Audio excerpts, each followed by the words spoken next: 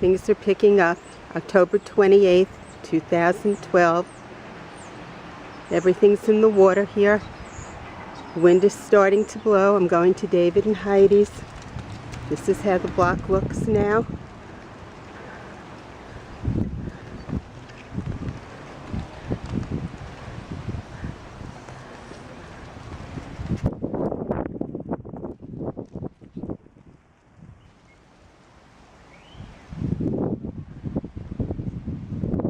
I can feel the wind starting. Okay.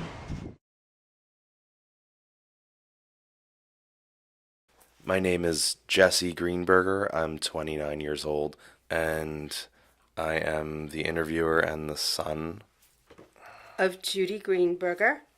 I am 65, and my son Jesse is interviewing me regarding the storm.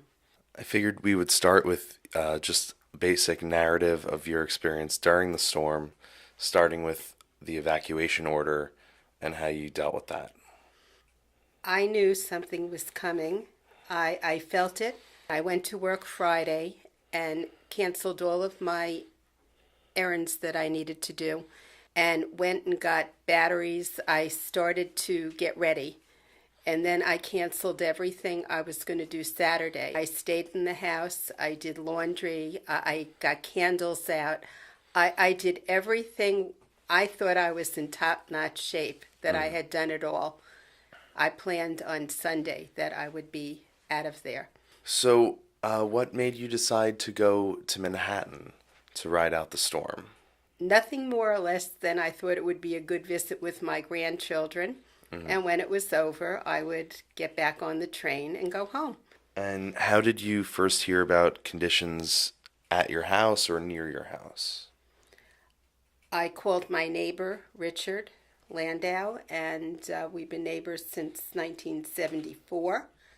And he told me what happened and that I will be scared when I see it. I couldn't get back to the house. I needed to drive back because the railroad wasn't working. My whole idea about just getting on a train. And the tunnels were flooded. Right. And how many days were you marooned in Manhattan? I didn't get back to Merrick until Thursday. What was the first visit back like? And I remember going down Hewlett Avenue. Well, not even going down Hewlett Avenue. We couldn't get to Hewlett Avenue the regular way. All the regular ways were blocked. So we had to go navigate around just until we could work our way down to near the house. When you got down to Hewlett and Bayberry, where I am, on the corner where the stop sign is, was a boat on its side. I got out and started running. I remember it. I started running. And I remember I couldn't breathe. It was like, oh my God, oh my God.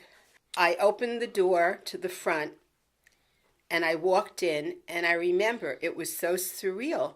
The smell was horrible because the flood had a smell. And I walked in and I said, gee, this isn't too bad, because things had floated in the den and moved around. But basically, it looked regular. Describe what the first floor of your house looked like before any work was done. The garage was the most unbelievable sight. Whatever the water did to it, it floated and landed. A dumpster, it was like human dumpsters. People just grabbing stuff and throwing it outside. Mm-hmm. And how high did the water get in our house? About 2.5, 3 feet. Mm-hmm. So the first floor was totally ruined. Totaled. The first weekend, my friend Chris, my new friend from New Zealand trip, came out and helped me. My sister helped me. And I kept going back to my sister's apartment. Then a friend from Merrick let me stay there one night. That's all they would let me stay there. And I kept running back to the city. I don't know how I did it, but I did. You do what you have to do, because something was taking me. On Friday, I was looking in the mirror where the landing is, and all of a sudden, I see lights go on. My house was dark. And panic again. Somebody cut them. I don't know why, but somebody cut them. Now what am I going to do? So I went up Newbridge Road, and there's a building there, which I forgot about, a LIPA National Grid building. And I pulled into the parking lot, and I sat there. And the minute I saw the truck pull in, I went running. And I told him, I have no power. The whole peninsula has power. My house doesn't have power. He said, I'll be there in 45 minutes. And when he came, I finally got my power back. What was the cleanup experience going through all of the debris downstairs like? And what was some of the hardest stuff to part with? Oh my God. Going through the pictures was really difficult because it wasn't only going through the pictures, it was separating them. And my records. My records, for some reason, you were there, you saw, that destroyed me. Because my records represented my life and my youth. And all these jackets were gone. The records were pretty much saved. God bless Maria and Iris. And I think that was the most painful part. Because you could remember how old you were and who was popular then and what you were doing then. It was really, the whole thing was a life review. But your coming to help me was one of my highlights. Highlights? Yeah, that we were so close. That we could share it, that you cried with me outside the house because it was your birth house. You grew up there. Yeah. It brought me much closer to you. So how many months did the rebuilding of the house take? Well, now we're in August, and it's just about getting done for the most part. The fence is not done where the boat went through the back, and the bushes. But I don't care so much about that. I can live as long as the house is in order. So the house, is fundamentally the same structurally. But it'll never be the same. Right. So do you think that analogy works for you also? I will never be the same.